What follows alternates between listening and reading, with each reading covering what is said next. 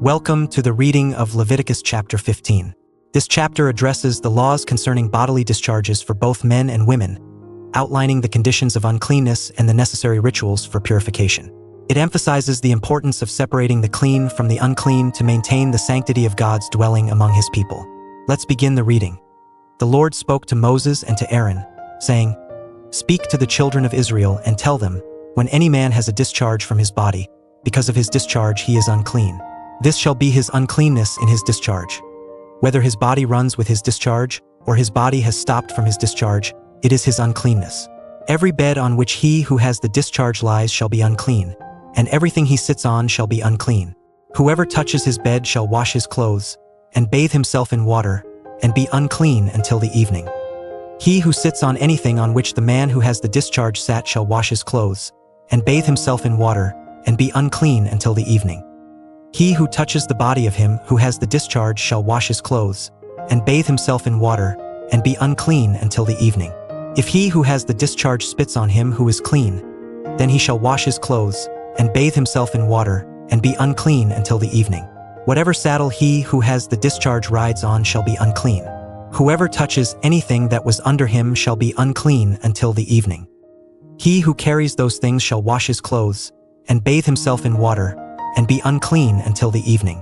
Whomever he who has the discharge touches, without having rinsed his hands in water, he shall wash his clothes, and bathe himself in water, and be unclean until the evening. The earthen vessel, which he who has the discharge touches, shall be broken, and every vessel of wood shall be rinsed in water. When he who has a discharge is cleansed of his discharge, then he shall count to himself 7 days for his cleansing, and wash his clothes, and he shall bathe his flesh in running water, and shall be clean. On the 8th day he shall take 2 turtle doves, or 2 young pigeons, and come before the Lord to the door of the tent of meeting, and give them to the priest. The priest shall offer them, the one for a sin offering, and the other for a burnt offering. The priest shall make atonement for him before the Lord for his discharge. If any man has an emission of semen, then he shall bathe all his flesh in water, and be unclean until the evening. Every garment and every skin which the semen is on shall be washed with water, and be unclean until the evening. If a man lies with a woman and there is an emission of semen, they shall both bathe themselves in water, and be unclean until the evening. If a woman has a discharge, and her discharge in her flesh is blood, she shall be in her impurity 7 days. Whoever touches her shall be unclean until the evening. Everything that she lies on in her impurity shall be unclean. Everything also that she sits on shall be unclean. Whoever touches her bed shall wash his clothes, and bathe himself in water, and be unclean until the evening. Whoever touches anything that she sits on shall wash his clothes, and bathe himself in water, and be unclean until the evening. If it is on the bed, or on anything she sits on, when he touches it, he shall be unclean until the evening.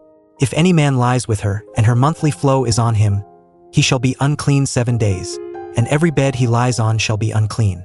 If a woman has a discharge of her blood many days not in the time of her period, or if she has a discharge beyond the time of her period, all the days of the discharge of her uncleanness shall be as in the days of her period. She is unclean. Every bed she lies on all the days of her discharge shall be to her as the bed of her period.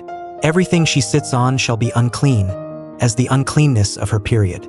Whoever touches these things shall be unclean, and shall wash his clothes and bathe himself in water, and be unclean until the evening. But if she is cleansed of her discharge, then she shall count to herself 7 days, and after that she shall be clean. On the 8th day she shall take 2 turtle doves, or 2 young pigeons, and bring them to the priest, to the door of the tent of meeting. The priest shall offer the one for a sin offering, and the other for a burnt offering, and the priest shall make atonement for her before the Lord for the uncleanness of her discharge. Thus you shall separate the children of Israel from their uncleanness, so they will not die in their uncleanness when they defile my tabernacle that is among them. This is the law of him who has a discharge, and of him who has an emission of semen, so that he is unclean by it, and of her who has her period, and of a man or woman who has a discharge, and of him who lies with her who is unclean. That was the reading of Leviticus chapter 15.